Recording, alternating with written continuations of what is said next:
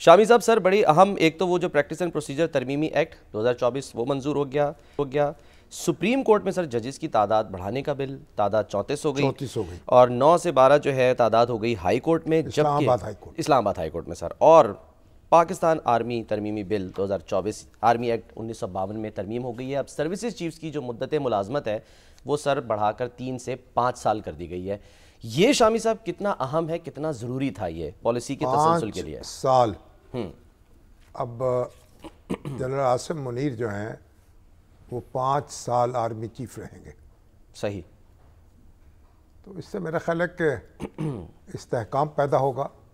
اچھا۔ اور تسلسل جو ہے، اب ہم اسے پسند کریں یا نہ کریں، لیکن ہماری جو فوج ہے اور فوجی قیادت ہے اس کے ساتھ ایک استحکام بھی وابستہ ہے اور پالیسیوں کا تسلسل بھی وابستہ ہے۔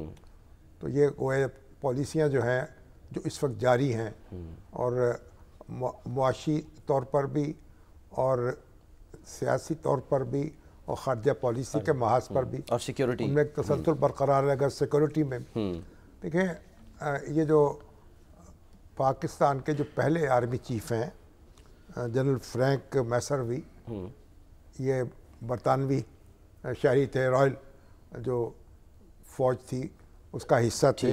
1947 سے 1951 تک یہ چیف رہے۔ صحیح۔ تو اس وقت آرمی چیف کا جو ٹینور تھا وہ 4 سال تھا۔ اچھا۔ تو فیلڈ مارشل ایوب خان پھر آئے، پہلے جو پاکستانی سربراہ تھے فوج کے، 4 سال 1951 سے 1955 تک، اور پھر ان کو ایک دوسرا ٹینور دیا گیا 1955 سے ان کو ایکسٹینشن ہو گئی 1959 تک۔ اچھا۔ انہیں آرمی چیف رہنا تھا۔ صحیح۔ اب اگر ان کی ایکسٹینشن نہ ہوتی تو ملک میں مارشل لا نہ لگتا، ہماری تاریخ بالکل مختلف ہوتی۔ اور وہ بہرحال انہوں نے اپنے تقرر کے 6 سال یا 7ویں سال تختہ الٹ دیا ملک فیروز خان کی حکومت کا، اور پاکستان کا دستور بھی منسوخ کر دیا۔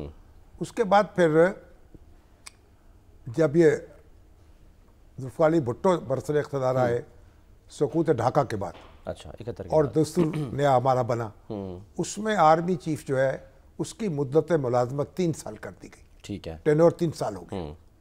اور پہلے جنرل گل حسن آرمی چیف مقرر ہوئے، یا chief of army staff, army chief کا عہدہ ختم کر دیا گیا۔ صحیح۔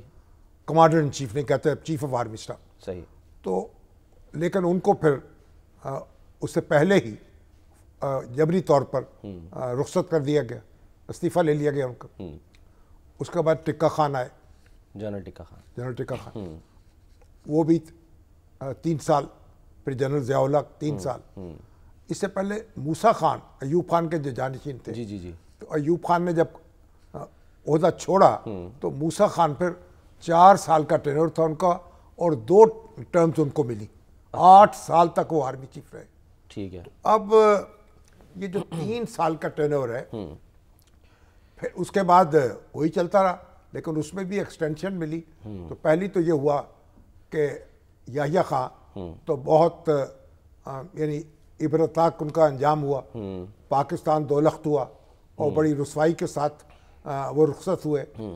پھر جنرل ضیاء الحق جو ہیں، جب وہ برسر بھٹو صاحب نے ان کا تقرر کیا، وہ 7ویں نمبر پر یا 6 نمبر پر تھے، جونیئر جرنیل تھے، اور ان کا ٹینور جو تھا 3 سال کا تھا۔ لیکن جب انہوں نے اقتدار سنبھالا تو پھر اس کے بعد انہوں نے ایکسٹینشن دے دی اپنے آپ کو ٹل فردر آرڈرز، اور طویل عرصے تک وہ 1977 کے بعد آپ دیکھیں یعنی تا مرگ اور تا حیات سمجھے کہ وہ آرمی چیف رہے۔ بالکل۔ کیونکہ وہ اس نتیجے پہ پہنچے تھے کہ ایوب خان کا زوال اس لیے ہوا، اور فوج نے، یحییٰ خان نے ان کے احکامات ماننے سے اس لیے انکار کیا کہ وہ وردی اتار چکے تھے۔ اچھا۔ اگر وہ چیف آف آرمی سٹاف رہتے تو ان کا یہ حشر نہیں ہو سکتا تھا، فوج ان کے ساتھ کھڑی رہتی۔